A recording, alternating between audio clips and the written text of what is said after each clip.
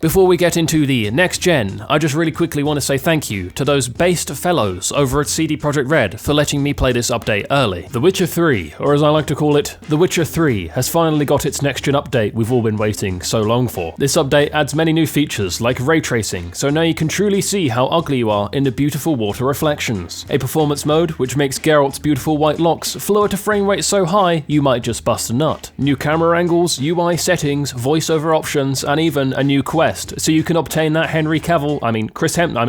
younger brother Liam Hemsworth's official armor from the TV show. So first things first, as soon as I load into this next gen update, I go get a fresh cut G. My barber has no hair himself, so I know this is going to be a fire trim. The best barbers always have no hair and kiss you on the cheek before they finish up. I then nip over to a pub and slam 5 craft beers because this game looks so good now, I want to see it twice. With the essentials out the way, it was now time for me to do that new quest so I can go get that Netflix armor. Not because I actually want to wear it, but it's so I can sniff the crotch and see what Henry Cavill's balls smell like. I travel to the Devil's Pit where this new quest takes place and meet a deacon. No, not you. A deacon from the Eternal Fire. He looks like Dwayne Johnson if Dwayne Johnson looked nothing like Dwayne Johnson and also wore glasses that certified him as a sexual predator. The deacon is all like, the Eternal Fire chemically castrated me because I liked little boys, and Geralt responds with, "Wind's howling." Anyway, he asks us to go take care of the bandits down in the pit, but first we bleed him dry of all his money like a real witcher. Then head down to the pit and take care of all the bandits, splattering them all over the place like it was a McDonald's toilet. If we're being real, this is how all combat should look in The Witcher 3. Because Geralt, it's basically a human who pre-ordered the special edition of Life on Earth and received 50 extra skill points. At the bottom of the pit, we find a note with a knife in it and then open the door to hear this. Help me!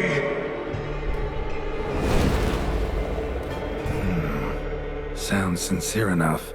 Like any keen ghost hunter, Geralt strolls in. Did you know that Geralt is actually surprisingly similar to Zack from Ghost Adventurers, except he respects women significantly more and has more evidence that ghosts are real in one cave than Zack does in his entire 20+ year career. Speaking of Ghost, Geralt whips out his cute little lamp so he can see all the spirits that are still in here. It's a fashionable bit of equipment that you can clip to your belt buckle and also will help you talk to your abortion.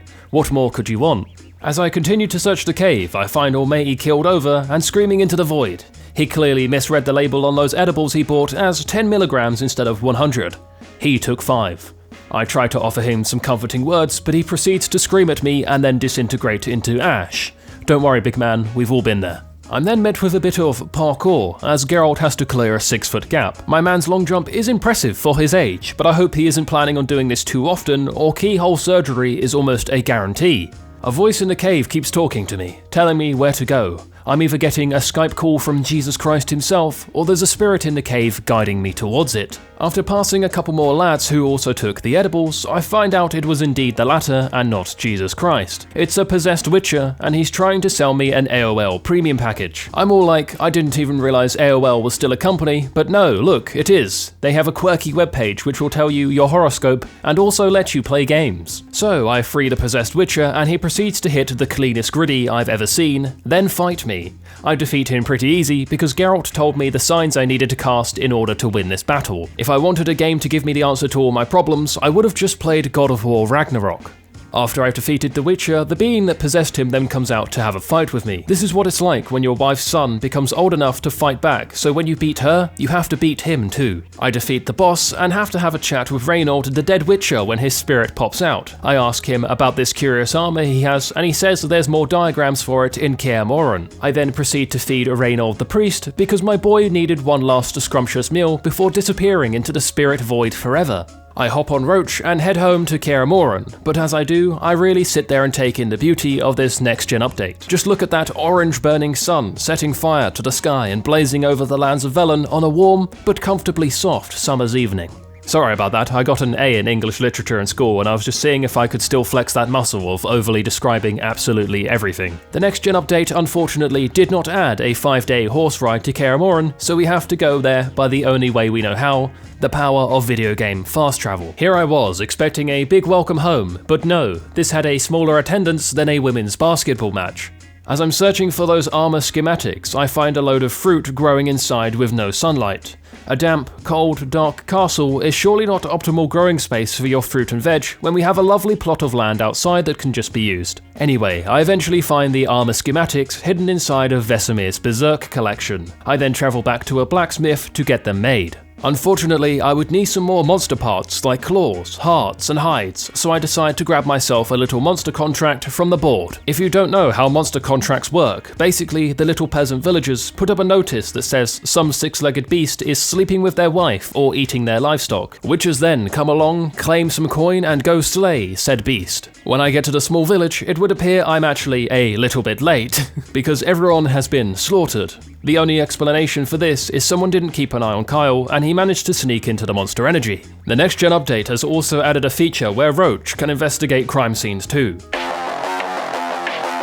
As I stare at a guy who is very clearly dead, I hear the sound of a child behind me. They thought they could run away, but little did they know Geralt of Rivia is also known as Geralt the Child Foot Sniffer in some territories, so he tracks them down. When I find the kid, I ask them, what happened? But they refuse to tell me. We negotiate with Child by using this fucking creepy looking doll. As it would turn out, it was no beast that did this, but another Witcher. Trust me, to get the one contract in a game that's not a monster when I need monster parts for my armor. Anyway, we tell the kid we'll go deal with the Witcher and come back for her later because Geralt loves an orphan. The Witcher proves to be a little harder to track as Witcher's feet don't actually have a scent, but we do eventually find him. Turns out it's Jeff Bezos, and he slaughtered that entire town because they asked him for a lunch break.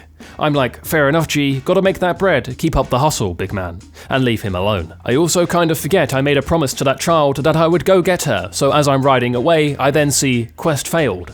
I have a feeling something fateful may have happened. So off I go to sail the 7 seas, or this small lake, so I can reach some drowners and get some more monster material. After doing that for a while, I then realise I've had the items I needed the entire time, I just had to dismantle them. This is more humiliating than the time I got a package and my delivery driver asked me to sign for it. I forgot what my signature was, so instead just wrote my phone number with a winky face at the end. He has texted me a picture of his penis every day since then. Please help me. So off I go to the dwarf and ask him to construct my new armor. Being a dwarf and a blacksmith is actually a pretty incredible achievement. Just think of how much bigger those tools are in his tiny hands. Maybe my wife would not have left me for someone with a bigger penis if she also had tiny hands. Tiny hands or not though, he smashes out this armor and it looks beautiful. It's a shame we had to craft it from scratch, so now I'll never know how Henry Cavill's balls smell, but at least it slims my waist. To really appreciate the beauty of this new armor and the next gen port, I travel to the land of Toussaint. I am totally not traveling here to slap the shit out of some French people after that France vs England World Cup game. I switch my game from performance mode to ray tracing, which is like switching back from toilet paper after using wet wipes, but it's worth it for that water. From the crystal blue rivers to the dirty laundry water, it all looks so good. Even the shadows are beautiful, as demonstrated by this young child going dizzy round a bush off that lemonade. Seeing as Geralt is too kind to beat the French people of Toussaint, I have to settle for local rock trolls. They're over-leveled for me, but I'm actually really good at this game, so it's no worries and has nothing to do with the fact I don't have it on a challenging difficulty. After finding a French local who had one too many snails laid out on the floor, I have a gander in his pockets. He has a little note with a location of some treasure written on it, so that's where I head. It takes me all the way to this cute little community out in the sticks away from society. There's kids playing, adults drinking wine, and domesticated cats hissing at Geralt because he's a Witcher. No matter the pussy, Geralt has always got them hissing.